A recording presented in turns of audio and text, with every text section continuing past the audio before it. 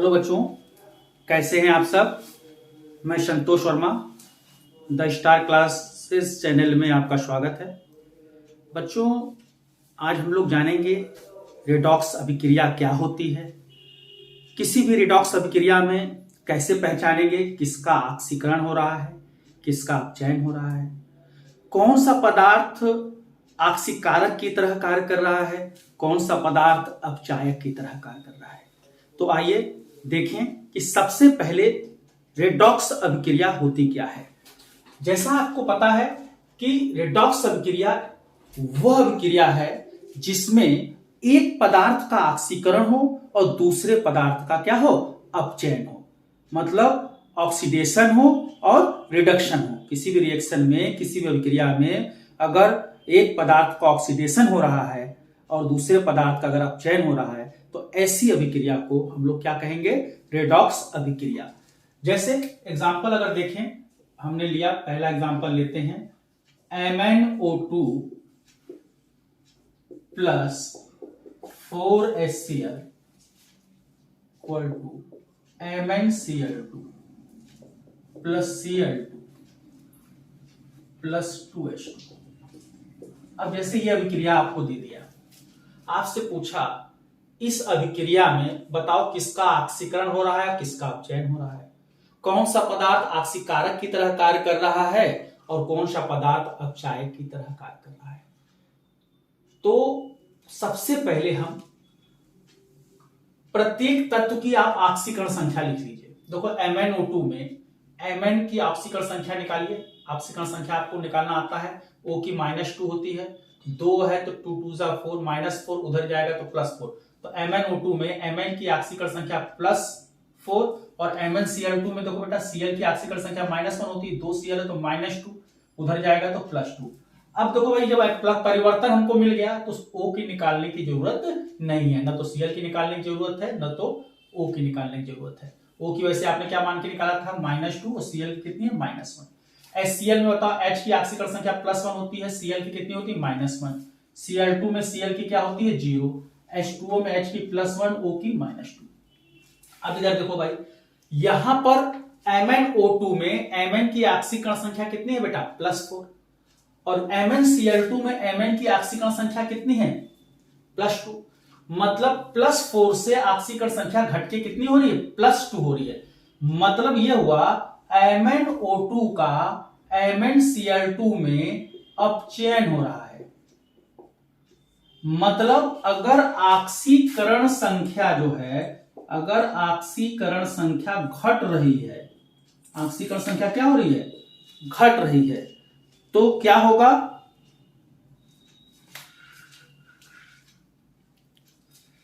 अगर ऑक्सीकरण संख्या घट रही है तो क्या होगा बेटा, अपचयन। ऑक्सीकरण संख्या का घटना क्या कहलाता है, अपचयन। और अगर ऑक्सीकरण संख्या बढ़ रही है, बढ़े, तो यह कहलाता है ऑक्सीकरण। ये जो प्रोसेस है क्या कहलाता है, ऑक्सीकरण। जिस पदार्थ का ऑक्सीकरण होता है वो अपचायक की तरह कार्य करता है और जिसका अपचयन होता है वो ऑक्सीकारक की तरह कार्य करता है। यहां पे देखो ऑक्सीकरण संख्या Mn की +4 से कितनी हो रही है, +2। मतलब ऑक्सीकरण संख्या क्या हो रही है, घट रही है। ऑक्सीकरण संख्या अगर घटे, घटना क्या कहलाता है, अपचयन। अब यहां पे देखो HCl को देखो ध्यान से, HCl में Cl की ऑक्सीकरण संख्या -1 है और यहां पर Cl, इसमें तो परिवर्तन नहीं मिल रहा है, यहां पर देखो 0 हो रही है। मतलब हमको क्या पता है कि HCl में Cl की ऑक्सीकरण संख्या -1 से कितनी हो रही है, 0। मतलब ऑक्सीकरण संख्या बढ़ रही है। अगर ऑक्सीकरण संख्या बढ़ रही है तो इसका मतलब HCl का Cl2 में क्या हो रहा है, ऑक्सीकरण। और जिस पदार्थ का ऑक्सीकरण होता है वो अपचायक कहलाता है और जिसका अपचयन होता है वो ऑक्सीकारक कहलाता है। वो क्या कहलाता है बच्चों, ऑक्सीकारक। क्लियर हो गया। जिस पदार्थ का ऑक्सीकरण होगा, HCl का Cl2 में क्या हो रहा है, ऑक्सीकरण हो रहा है। कैसे पता, Cl की ऑक्सीकरण संख्या -1 से कितनी हो रही है, 0।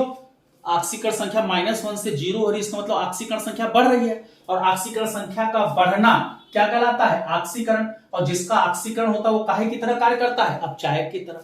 MnO2 में Mn की ऑक्सीकरण संख्या +4 है और MnCl2 में Mn की ऑक्सीकरण संख्या +2 है। मतलब ऑक्सीकरण संख्या +4 से घटकर कितनी हो रही है? +2। मतलब ऑक्सीकरण संख्या घट रही है। और ऑक्सीकरण संख्या अगर घटेगी तो यह प्रोसेस क्या कहलाएगा? अपचयन। और जिस पदार्थ का अपचयन होता है वो काहे का काम करता है? ऑक्सीकारक का। क्लियर? इसको आप नोट कर लीजिए, फिर अगला एग्जांपल देखा जाए। चलिए दूसरा एग्जांपल देखते हैं।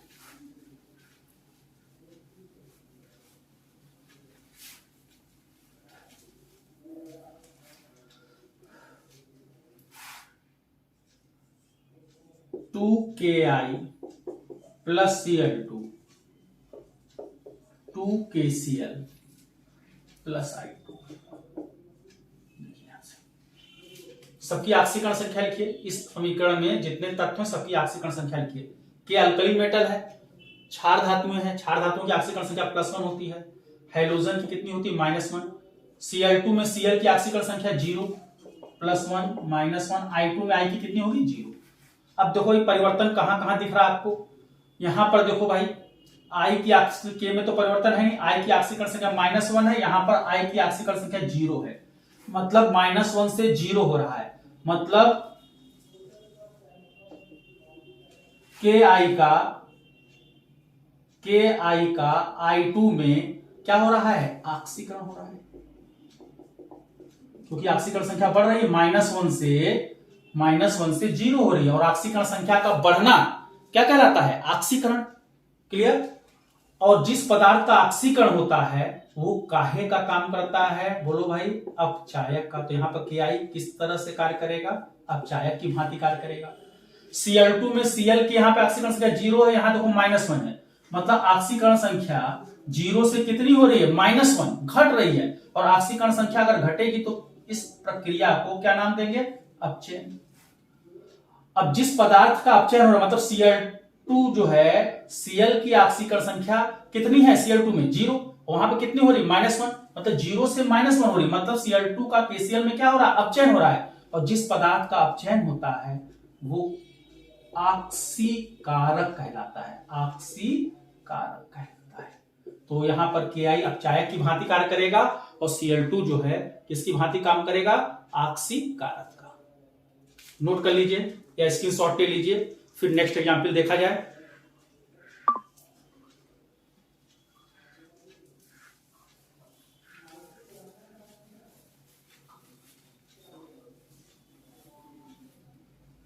थर्ड एग्जाम्पल, तीसरा एग्जाम्पल देखें।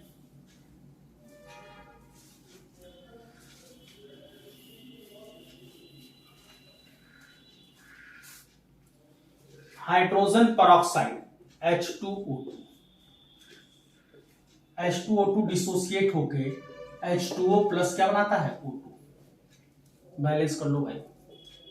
H2O2 में बोलो H की ऑक्सीकरण संख्या +1, O की कितनी होती है? -1। याद करो, परऑक्साइड में O की ऑक्सीकरण संख्या -2 न होकर कितनी होती है? -1 होती है। तो H की +1, O की -1, H2O में H की +1, O की -2, O2 में O की कितनी होगी? 0। चलिए भाई, यहां पे देखिए O की ऑक्सीकरण संख्या -1 से -2 हो रहा है, मतलब घट रही है। और यहां देखो, मतलब ऑक्सीकरण संख्या -1 से -2 घट रहा है, तो ऑक्सीकरण संख्या घटना क्या कहलाएगा? अपचयन। और जिसका अपचयन होता है वही पदार्थ क्या कहलाता है? ऑक्सीकारक। क्लियर? और यहां पर देखिए O की ऑक्सीकरण संख्या -1 है, यहां पर O की ऑक्सीकरण संख्या क्या है? 0। मतलब ऑक्सीकरण संख्या बढ़ रही है। और ऑक्सीकरण संख्या का बढ़ना क्या कहलाता है? ऑक्सीकरण कहलाता है। मतलब यहां पे देखो भैया, एक ही पदार्थ का ऑक्सीकरण हो रहा है और एक ही पदार्थ का क्या हो रहा है? अपचयन हो रहा है।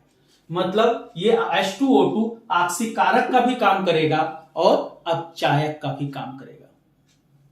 नहीं समझ में आया बात? इस अभिक्रिया में देखो, एक ही पदार्थ का, मतलब हाइड्रोजन परऑक्साइड का ऑक्सीकरण भी हो रहा है, H2O2 का O2 में ऑक्सीकरण हो रहा है, और H2O2 का H2O में क्या हो रहा है? अपचयन हो रहा है। जिसका ऑक्सीकरण होता है वो अपचायक कहलाता है। मतलब H2O2 अपचायक का भी कार्य करेगा और ऑक्सीकारक का भी कार्य करेगा। चलिए नोट करिए।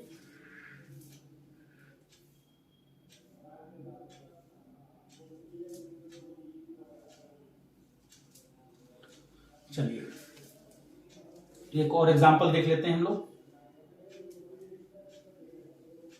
अच्छा एक चीज और बच्चों जानो कि एक ही पदार्थ का ऑक्सीकरण हो और एक ही पदार्थ का अपचयन हो तो ऐसी रेडॉक्स अभिक्रिया को डिस्प्रपोर्शनेशन रिएक्शन बोलते हैं।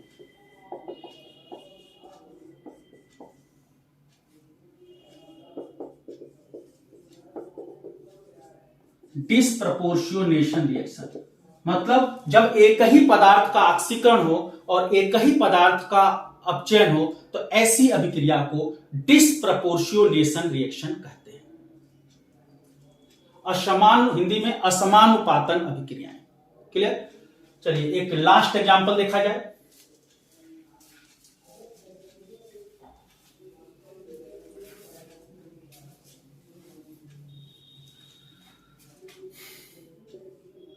Cl2 plus H2O2 equal to 2HCl plus O2। Cl2 में Cl की ऑक्सीकरण संख्या 0, H2O2 में H की +1, O की -1 +1 -1 0। चलिए इसको अपने आप देखिए किसका ऑक्सीकरण हो रहा है किसका अपचयन। मैं हट जा रहा हूं, देखिए ध्यान से।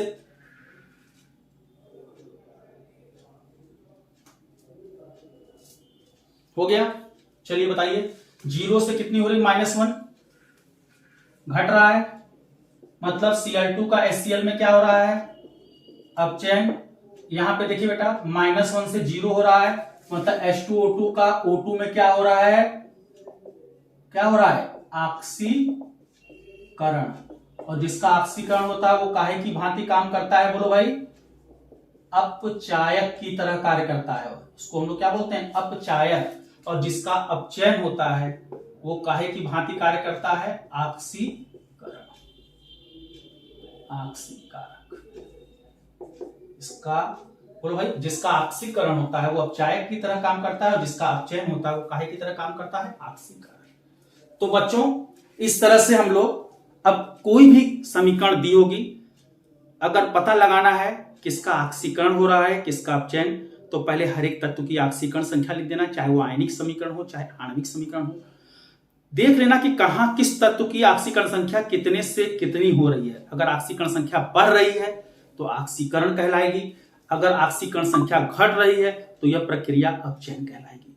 जिस पदार्थ का ऑक्सीकरण होगा वो अपचायक कहलाता है और जिसका अपचयन होता है वो ऑक्सीकारक कहलाता है। तो निश्चित तौर पर आप सभी क्वेश्चन को आप सॉल्व कर लेंगे।